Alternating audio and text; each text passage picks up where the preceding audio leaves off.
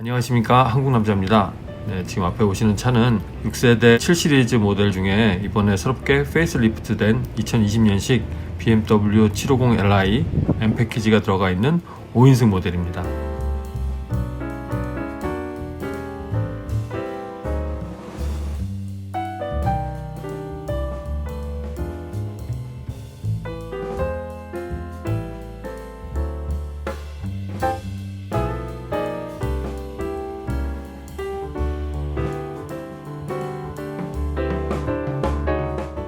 지금 이 차 같은 경우는 색상이 검정이잖아요. 검정 중에 또 이번에 새롭게 페이스리프트된 외형에서의 특이점이 키드니 그릴이 40%가 커졌다고 하는 부분인데, 지금 이 검정차에 저 키드니 그릴만 반짝반짝한 재질로 되어 있어서 더 키드니 그릴이 도드라져 보이는 부분이 없잖아 있네요. 밑에 보면 여전히 에어로다이나믹에 의한 공기 통풍구라든가 사이드 에어 커튼을 만들 수 있는 공기 흐름의 덕트라든가 이런 것들이 고스란히 이렇게 마련이 돼 있어서 공기 역학적인 설계를 했다라고 보시면 될 것 같습니다.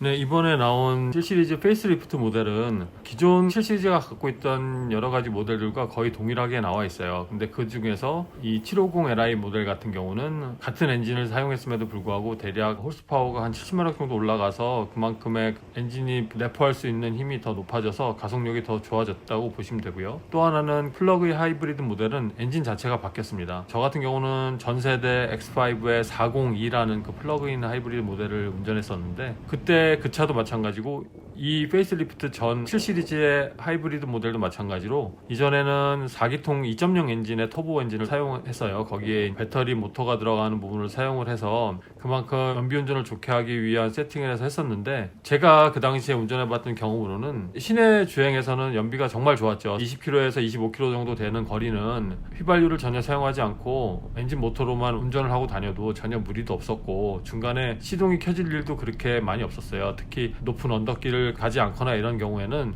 계속 배터리로만 운전할 수 있었던 기억이 있는데, 어느 날 제가 고속도로를 갖고 올라가서 대략 한 1000km 가까운 거리에 운전을 한 적이 있는데요. 그 고속도로 운전에서는 정말 연비가 안 좋은 거예요. 이렇게 생각하시면 돼요. 예전에 그 마티즈라는 국민차를 타고 고속도로에 올라가서 계속 악셀을 밟고 고속 운전을 하면 정말 연비가 안 좋았잖아요. 뭐 리터당 6km, 5km 이렇게 나온 적도 있었어요. X5나 7시리즈의 이전 플러그인 하이브리드 모델이 그 경우하고 똑같았습니다. 고속도로에 올라가니까 그 2.0 엔진으로 이 큰 사이즈의 차들을 운전해 가는 게 버거웠던 거죠. 그러니까 실제 연비가 리터당 10km가 채 나오지가 않았어요. 물론 하이웨이에서 기존 속도보다도 더 높게 이렇게 다닌 것도 아니었고, 제한 속도 내에서 계속 운전을 했으면 뭐 때로는 살짝 넘어간 적이 있었겠죠. 하지만 그 주위에서 계속 운전을 했는데도 불구하고 그 정도 연비밖에 나오는 걸 보고 이 차는 엔진을 업그레이드 했으면 좋겠다라는 생각을 그 당시에 했었어요. 근데 저 같은 생각을 한 사람이 되게 많았던 것 같습니다. 이번에 나오는 X5 플러그인 하이브리드 모델도 마찬가지고 이 페이스리프트된 7시리즈도 플러그인 하이브리드 모델에는 3.0 엔진이 들어가게 됐대요. 시내 주행은 당연히 전기 모터를 이용해서 주행하는 부분이 많을 수 있기 때문에 연비 절약되는 건 당연한데, 고속도로에 올라가서도 어느 정도 차가 고속으로 달림에 있어서의 연료 효율 부분도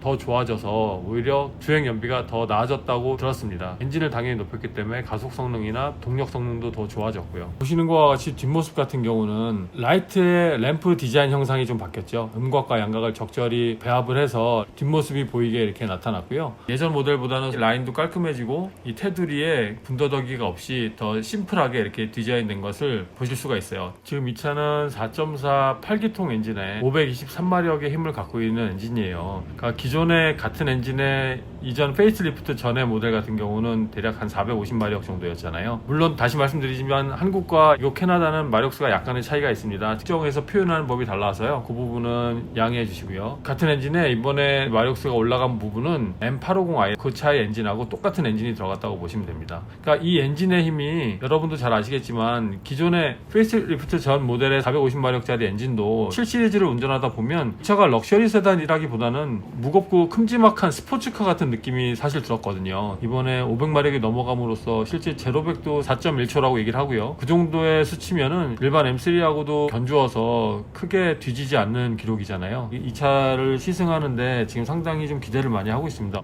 처음에 인사드렸을 때 말씀드렸듯이 5인승 모델이에요. 7 시리즈에 좀 더 럭셔리하고 뒷자리 중간에 냉장고도 들어있고 이런 모델은 4인승 모델이거든요. 옆에 테이블도 중간에 나온다거나 뒷자리에서 할 수 있는 여러 추가적인 기능들이 많은 것도 역시 4인승 모델입니다. 5인승 모델이라고 뒷자리에 아무런 기능 없는 건 아니고요. 시트도 다 움직이고 중간에 암레스트에 여러분이 잘 알고 계신 태블릿 PC도 들어가 있고요. 5인승 모델과 기존 4인승 모델하고 비교해 보시면 될 것 같은데요. 일단 4인승 모델이 불편한 점은 있어요. 예를 들어 차가 길가에서 하차를 할 때 패신저 사이드 뒷자리에 나온 사람들은 바로 인도나 밖으로 나왔을 때 안전한 쪽으로 내릴 수가 있는데 운전석 뒷자리에 앉은 승객 같은 경우는 내릴 때 상당히 위험 부담도 있을 수 있고 불편한 부분이 없지 않아 있습니다. 그래서 이 4인승 모델이 항상 좋은 것만은 아닌 것 같아요. 중간에 통로가 없기 때문에 항상 운전석 뒷자리에 앉는 사람들은 내릴 때 항상 주의를 기울여야 한다, 이런 좀 단점이 있다고 보시면 될 것 같습니다. 네, 이 차의 헤드라이트는 현재 일반 LED 라이트가 적용되어 있어요. 물론 옵션으로 레이저 라이트를 바꿀 수가 있습니다.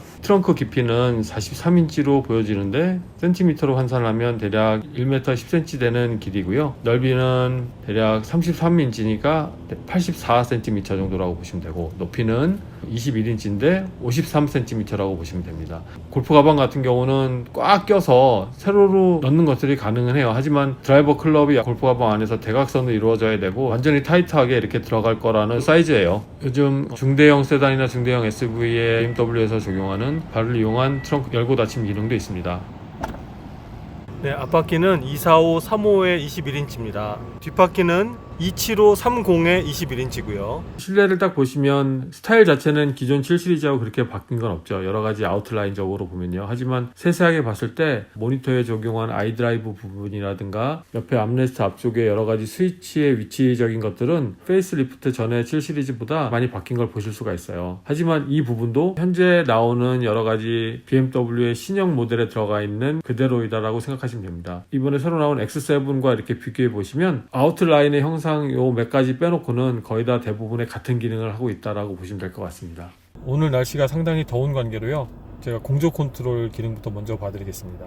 기존 7 시리즈하고는 크게 바뀐 건 없어요. 오히려 5 시리즈에 통풍 시트, 열선 시트 다 있고요. 이 누르는 것은 다 터치 방식입니다. 눌러주는 스위치 방식 아니고요. 방향제가 나오는 기능이죠. 이것도 들어가 있고, 이 시스템 자체는 바뀐 점은 없다고 보시면 되고, 이 방향제 카트리지가 들어가는 곳은 글로브 박스 안에 여기에 위치되게 되어 있는데요. 누르면 카트리지 넣는 케이스가 내려오고요. 여기에 카트리지를 꼽고 올리게 되면 카트리지 장착이 완료가 되는 것입니다. 여기는 핸드폰 무선 충전 장치 있고요. 스마트 디지털 키도 무선 충전 장치를 통해서 충전을 할 수 있습니다. 그리고 컵홀더는 그냥 컵홀더 기능만 있네요. 따뜻한 온도나 차가운 온도로 계속 지켜줄 수 있는 그런 기능은 여기 들어와 있진 않아요. 패널을 보시면 보통 요즘 나온 BMW들은 이쪽에 엔진 스타트 스위치가 들어오는데, 이 신형 7 시리즈는 원래 있던 위치에 그대로 있다고 보시면 되고요. 네, 서스펜션 높낮이 기능, 카메라를 볼 수 있는 기능, 네, 파킹 센서를 껐다 켰다 할 수 있는 기능이고요.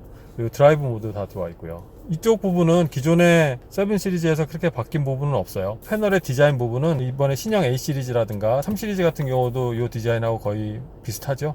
넓진 않지만 암레스트에 수납 공간이 있고요. 파워 아울렛하고 USB 커넥터 있습니다. 역시 이번 7 시리즈에도요, i7의 아이드라이브가 들어가 있고요. 지금 보시는 거는 서라운드 모니터예요.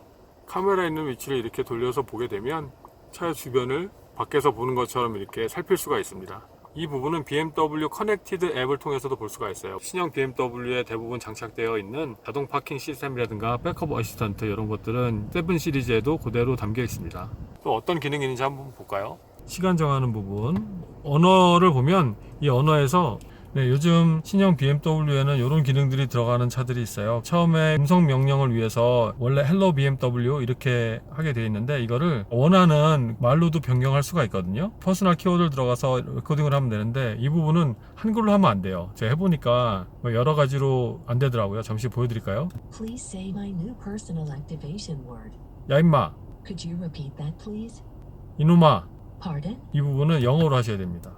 Good morning. Super. I've saved my personal activation word. 자, 지금 제가 굿모닝으로 했잖아요. 해볼게요. Good morning. Hello. What can I help you with?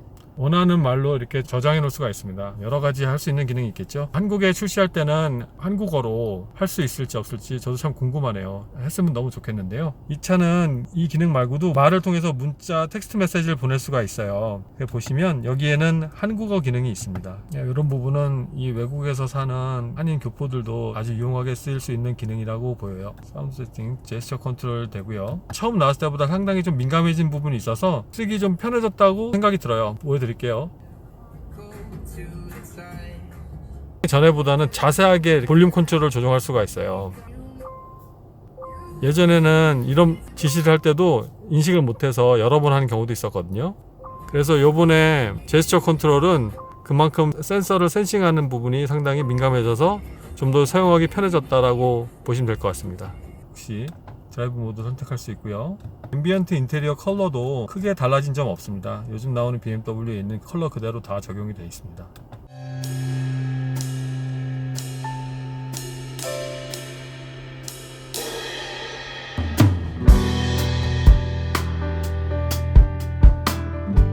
시트 마사지 기능이 있어요. 그래서 마사지 기능을 키면 여러 가지 종류를 선택해서 할 수가 있습니다. 뭐 엉덩이 부분만 할 건지 아니면 상체만 위주로 할 건지 마사지의 강도 조절도 할 수가 있고요. 강도 3이 가장 높은 강도라고 보시면 되는데 3을 해놓고 마사지를 시작을 해도 그냥 의자에서 누가 내 몸을 건드리는구나 라는 정도로 느껴져요. 실제 마사지를 통해서 시원해진다거나 그런 느낌은 거의 없다고 보시면 됩니다. 클라이프 컨트롤이라 그래서 여러 가지 온도를 나눠서 좀 설정할 수 있는 방법이 있어요. 자동으로 이걸 설정을 해 놓으면 외기 온도가 10도씨 미만이 됐을 때 자동으로 시트 히팅이 들어오게 되고요. 15도가 넘어가게 되면 여기에 체크를 했을 때 자동으로 통풍 시트가 켜지게 되어 있습니다. 어느 정도 세기 조절을 할지도 정할 수 있고요. 이 차의 아이오니제이션을 통해서 좀 더 공기의 질을 좋게 해주는 기능이에요. 암레스트에 히팅 기능이 있어서 이 부분은 평소에 사용할 때 키셔도 되고 이게 싫으시면 끄셔도 됩니다. 보시면 엉덩이를 더 따뜻하게 할 거냐 등받이를 더 따뜻하게 할 거냐도 선택할 수가 있습니다. 뒷자리도 다 마찬가지로 조정할 수 있고요. 이 스위치는 뭐냐면 처음에 약속되어 있는 시간을 설정해 주거나 아니면 이 차는 리모트 컨트롤을 통해서 엔진을 스타트할 수가 있잖아요. 그러니까 그때 엔진이 시동이 걸리게 되면 자동으로 세팅이 되어 있는 여러 가지 시트나 온도 기능에 맞춰 놓고 이제 운전을 시작할 수 있게 미리 차가 준비해 주는 기능이라고 보시면 돼요.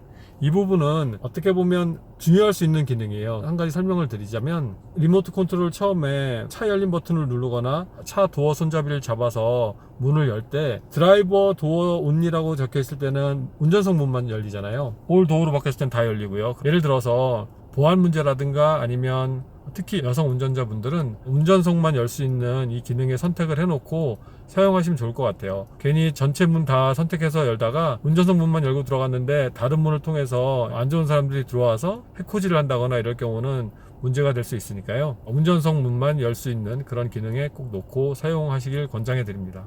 저 같은 경우도 저희 와이프가 갖고 있는 키에는 운전석 문만 열리게 이렇게 세팅을 하고 있어요. 저는 전체 문 열림을 합니다. 각종 데이터나 운전 모드에 따라서 차 상태를 모니터링 할 수 있는 계기판을 보일 수 있는 곳이고요.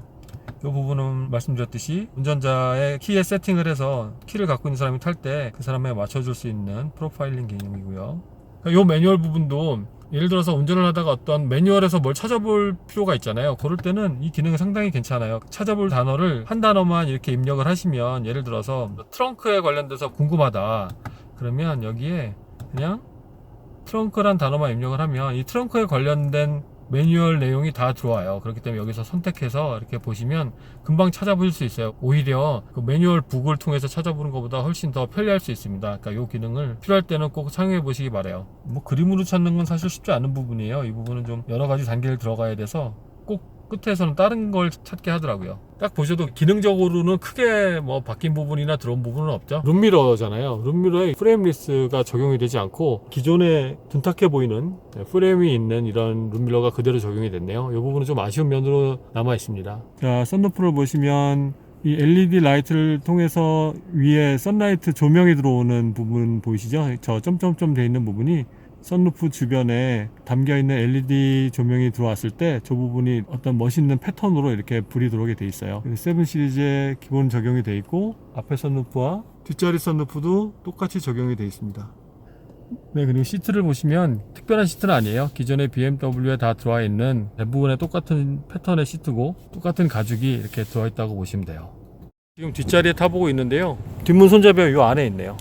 네, 보시면 스위치가 여기를 누르면 반대쪽에 있는 선블라인드를 작동할 수 있는 것이고요. 이쪽 스위치를 누르면 제가 있는 쪽에 선블라인드를 작동할 수 있는 것입니다. 그리고 요거는 태양 마크가 있죠. 네, 선루프 스위치. 뒷자리만 열고 닫을 수 있는 기능이에요. 이 스위치는 리어 선블라인드 스위치입니다. 뒷자리에 시트 포지션을 조정한 스위치가 여기 있어요. 보시면 이렇게 되면 의자가 앞으로 나오는데 등받이가 누워지면서 리클라이닝이 되는 스위치고요. 이거는 등받이를 세울 수 있는 스위치. 이것도 반 리클라이닝인데요. 그러니까 등 위로 헤드레스트까지만 움직일 수 있는 리클라이닝 스위치네요. 이거는 2번을 눌러서 조정을 하면 패신저 사이드에 있는 시트를 이렇게 조정할 수가 있습니다. 네, 이거는 럼버 서포트 작동하는 스위치입니다. 그리고 요거는 뒷자리 마사지 시트고요. 3단계로 조정이 가능해요. 메모리 시트도 있고요. 리클라이닝이 어느 정도 되는지 제가 보여드리겠습니다. 네, 이 정도가 등받이를 가장 세웠을 때고요. 이렇게 되면 시트가 가장 안으로 들어갔을 때입니다. 시트를 안에 넣었다고 해도 바닥의 시트 포지션이 상당히 높은 편이에요. 이거보다 좀 더 낮게 설계가 됐거나 아니면 바닥 시트를 좀 더 얇은 시트를 적용을 했다면 좀 더 몸이 밑으로 딱 편안히 앉을 수 있는 느낌이 드는데, 네, 오히려 뒷자리가 약간 높이 올라와 있는 느낌이 들어서 안락한 느낌은 많이 들게 느껴지진 않습니다. 불안한 느낌, 몸에 힘이 좀 들어가는 느낌, 이런 느낌이 들어간다고 느껴져요. 신체 사이즈에 따라서 또 느낌이 다를 수 있거든요. 그러니까 제 신체 사이즈에는 그런 느낌이 많이 들고, 이 뒷자리 마사지 시트도 그다지 이렇게 강하진 않네요. 뒷자리 같은 경우는 운전을 하는 곳도 아니고 편히 앉아서 이렇게 쉬어갈 수 있는 곳인데 좀 더 강한 마사지 기능을 넣었으면 어떨까 하는 그런 생각을 해보게 돼요. 화장 거울 여기에 적용이 되어 있고요. 휠베이스가 긴 롱바디 스타일이라서 다리를 놓는 공간이나 몸이 이렇게 있는 공간은 아주 넓고 뭐 걸리는 거 없이 상당히 편하고 좋습니다. 뒷자리 공조 컨트롤 보시면 통풍 시트 있고요. 독립적으로 여러 가지 조정을 할 수 있는 공조 컨트롤이 들어와 있어요. 이전 7 시리즈부터 적용이 됐던 태블릿 PC가 들어와 있죠. 지금 이 제품도 전에와 마찬가지로 삼성 제품이 들어와 있을 거예요. 네, 그렇죠. 이 태블릿 PC를 연동해서 이용하는 인터넷은 이 차에 내장되어 있는 심카드를 통해서 인터넷을 연결해서 사용하는 것이고요. 요거는 이 캐나다 기준으로는 이 차를 사용하는 그 워런티 기간 동안은 무료로 사용이 되고 있습니다. 자, 보면 이렇게 자동으로 닫히고, 여기 누르면 이렇게 해서 올려주고, 뒷자리 암레스트는 이 정도의 공간이 있는데 뭐 그렇게 크지 않은 공간이지만 핸드폰이라든가 휴지 이런 것들은 넣어놓을 수 있는 충분한 공간으로 보입니다. 조명이라든가 썬루프 조정할 수 있는 거 여기서 누르면 썬루프 열고 닫히고 할 수 있고요. 보시면 앞자리 썬루프도 누르면 이렇게 닫히고, 그 옆에 선블라인드도 이렇게 누르면 닫히고요. 이런 것뿐만 아니라 시트 관련된 거 조정할 수 있는 장치 다 있고요. 그리고 온도 조절 장치도 다 있고, 그리고 전체적으로 차에 어떤 기능을 움직일 수 있는지 이런 기능 다 볼 수 있어요. 당연히 오디오 관련 부분도 이쪽에서 다 컨트롤 할 수 있고요. 내비게이션 같은 경우도 현재 어느 길을 주행하고 있는지 이런 것들은 볼 수가 있습니다. 조명 밝기 조절도 할 수 있고요. 자, 그러면 앞에는 어떤 기능이 있나 볼까요? 이 앞에는 컵홀더가 있네요. 특별해 보이진 않고 그냥 플라스틱입니다. 따로 뭐 커버되어 있는 거 없고요. 실내에서 특히 뒷자리에 타고 이렇게 보면 혹시 뒷자리에 앉는 느낌은 벤츠 S클래스가 오히려 그 앉는 느낌도 약간 포근한 느낌이 들고 사람이 편하게 앉을 수 있는 느낌이 좀 드는 반면에 이 BMW는 약간은 긴장감이 있게 앉아야 돼요. 차가 나타내는 성능도 이런 시트에서도 느껴진다고 볼 수 있는데요. 아무래도 주행 자체의 느낌도 벤츠보다는 BMW가 좀 더 스포츠성이 강한 건 사실이고, 차가 더 운전할 때 가볍게 느껴지는 것도 BMW가 사실이라고 보면 느낌 그대로 이 실내에 앉았을 때도 일맥상통한 느낌이 든다고 보시면 될 것 같습니다. 2002년도에 나왔던 7 시리즈는 여러모로 많이 바뀌었던 7 시리즈예요. 그때는 한국에서 7 시리즈를 새로 구매하게 되면 운전자에게 한 2시간 정도의 그 운전 교육을 시켰어요. 옵션 교육이죠. 그때 당시 오토매틱 기어를 사용할 수 있는 부분이 컬럼에 들어와 있는데 그게 미국차 컬럼식이 아니라 전자식으로 바뀐 부분, 또 아이드라이브 시스템이 들어와 있는 부분, 이런 것들이 그때부터 진화하기 시작해서 지금까지 이제 최신의 7 시리즈까지 이렇게 오게 됐는데, 항상 이렇게 7 시리즈를 앉아보면 이전 모델서부터는 좀 더 이렇게 포근하고 막 정말 고급차다 이런 느낌이라기보다는 세련되고 차가 좀 잘 달릴 것 같고 이런 느낌의 7 시리즈로 바뀌었다고 느낌이 저는 개인적으로 들었거든요. 근데 여러분들은 어떤 기분이 드셨는지 이런 것들도 상당히 궁금합니다. 이 차는 하만 카든 시스템이 들어와 있고 인디비주얼 가죽을 통한 어떤 독특한 컬러색을 가진 가죽 시트가 들어와 있다거나 이런 것들은 이 차에는 없어요. 이번에 나온 7 시리즈에서 M 스포츠 패키지 정도가 추가가 됐다고 보시면 될 것 같습니다. 이그젝티브 패키지라고 해서 편리성을 강조한 옵션이 들어와 있고요. 의자가 아주 편하진 않더라도 이렇게 뒤에 앉아 있으니까요, 운전하기 싫어지는 느낌이 드네요. 누가 저 운전석에 타서 제가 가야 될 곳까지 데려다 줬으면 좋겠다는 그런 느낌도 살짝 듭니다. 여러분, 근데 이거 아세요? 여기 캐나다는 제가 여기 온 지가 10년이 약간 넘었는데 셔퍼 드리븐 차를 거의 보질 못했어요. 물론 뭐 택시나 이런 것들은 제외입니다. 그래서 이 차는 그다지 제가 있는 이곳에는 그렇게 인기가 많은 차는 아닙니다. 이 차를 판매하는 딜러십에서도 이 차를 가져왔을 때 처음부터 옵션이 많이 들어가 있는 차를 가져오진 않아요. 만약에 판매가 안 될 경우는 그거를 다 스스로 떠안아야 되는 부분이 있기 때문에, 그래서 제가 좀 더 좋은 옵션을 보여드리고 싶어도 S클래스나 이렇게 7 시리즈 A8 이렇게 올라갈수록 그 부분이 좀 많이 약해진다고 보시면 될 것 같습니다. 이 부분은 상당히 좀 아쉬운 부분인데, 어떻게 보면 한국과 이곳의 또 다른 차이점이라고 보시면 그냥 그렇구나 이렇게 생각하시면 또 될 것 같아요. 이번 7 시리즈의 문은 처음에 한 단계까지만 이렇게 걸쳐 놓으면 그 다음부터는 딱 걸려주는 포인트 없이 원하는 만큼 이렇게 세울 수가 있습니다. 네, 요거는 참 편리한 기능이에요. 네, 지금은 이 차를 이제 운전을 해볼 거예요. 어느 때보다도 지금 나온 이 페이스리프트 7 시리즈가 특히 가속력 부분이나 여러 가지 운동적인 측면이 어떻게 바뀌었는지가 가장 궁금합니다.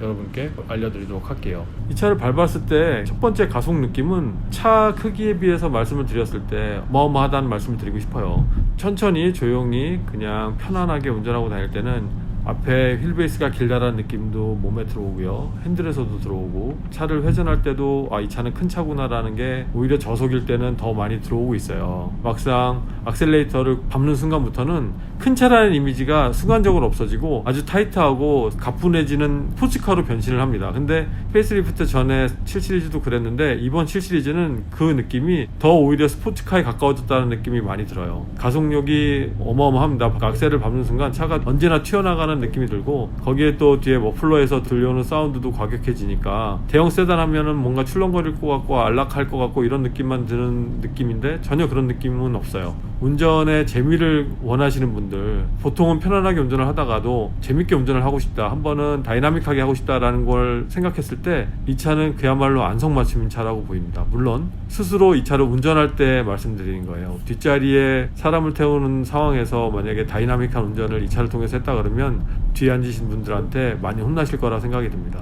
뭐 내가 모시고 있는 사람일 수도 있고 아니면 나의 가족일 수도 있고요. 그렇기 때문에 혼자 운전할 때 이렇게 할 수 있다라는 걸 말씀을 드리고 싶어요. 제가 지금 트래픽 잼 어시스트를 사용해보고 있는데 차가 앞차에 따라서 움직임이 상당히 좋고요, 레인을 가운데로 추종하는 것도 좋아요. 하지만 옆에서 차가 껴들거나 갑자기 차가 속도가 60km가 이렇게 넘어가게 되면 차가 갖고 있는 레인 키핑 능력이나 어떤 앞차와의 거리를 통해서 운전자를 안심시켜주는 기능이나 이런 것들은 멈추게 됩니다. 이 기능을 사용하시더라도 항상 브레이크 위에 발이 올라가 있고 핸들을 언제나 바로 잡을 수 있는 손의 위치가 있어야 된다고 생각을 하고 있어요. 차의 기능은 좋지만 차를 100% 믿어서는 안 된다라는 말씀을 꼭 드리고 싶고요. 같은 레인에서 별로 껴드는 거 없이 앞차를 계속 막히는 길을 갈 때는 이 트래픽 잼 어시스트라는 기능은 운전자한테 유용하게 다가오는 기능이라고 보입니다. 상당히 편해요. 일단 스포츠 모드로 놓고 이 차를 달리면 물론 차가 길어서 언제나 기우뚱기우뚱 하는 느낌은 들죠. 특히 노면이 안 좋을 때는 더 그런 느낌이 들고, 하지만 그 부분이 네 바퀴 동시에 움직인다는 말씀은 드리지 못하겠지만 어느 바퀴든지 그런 충격을 감지했을 때는 바로 자세를 잡을 수 있는 그런 능력을 가지고 있는 듯한 보여요. 약간은 기우뚱하는 것처럼 보이지만 그 바퀴가 노면을 다 치고 지나갈 때는 자세 제어가 너무나 훌륭하다. 그래서 그 훌륭한 느낌이 운전자한테는 어떻게 오냐면 되게 안정적으로 오고 편안하게 옵니다. 근데 이 부분을 뒷자리에 앉은 사람도 같이 느낄 것이냐? 전혀 그렇지 않다고 봐요. 뒷자리에 앉으신 분들은 일단 뒷바퀴 자체가 앉아있는 시트 포지션에 너무 가깝기 때문에 앞에 앉아있을 때보다 많이 튀게 느껴지고 있거든요. 그래서 뒤에 사람이 탑승했을 때는 제한하는 사항이지만 되도록이면 다이나믹한 운전 말고 편안한 운전을 하시는 게 여러 사람을 행복하게 하는 거라고 저는 생각이 들고, 예를 들어서 뒷자리에 탑승하고 있는 와중에서도 다이나믹한 운전을 하게 될 경우는 더 과장해서 말씀드리면 스카이 콩콩을 타는 느낌까지도 들어요. 되게 튀거든요. 그리고 제가 아까 실내에서도 말씀드렸지만 의자 자체가 약간 높이 앉아있는 느낌이 들어서 느낌이 좋진 않아요. 그런 부분들은 상호 협의하에 운전자가 어떤 스타일이라는 걸 알고 뒤에 탄 가족이나 아니면 뒤에 탄 다른 모시고 있는 분들이 어떤 성향이란 걸 알기 전까지는 최대한 자제해서 운전하는 게 좋다고 말씀을 드리고 싶어요. 핸들 위치라든가 페달의 위치라든가 이런 것들은 뭐 여러분도 익히 잘 아시겠지만 이 BMW 7 시리즈는 흠잡을 때가 많이 없습니다. 저 같은 경우는 왼발 브레이크를 사용할 때도 마찬가지고 핸들을 한 손으로 잡고 약간은 좀 여유 있게 운전을 할 때도 핸들의 그립이라든가 몸의 포지션이라든가 시트 포지션 이런 것들이 크게 불만사항은 없어요. 단지 운전석 시트를 말씀을 드리면 시트 자체가 몸을 감싸주거나 몸을 지탱해주는 기능은 거의 없다고 보시면 됩니다. 물론 시트 자체로 조절하는 범위는 크죠.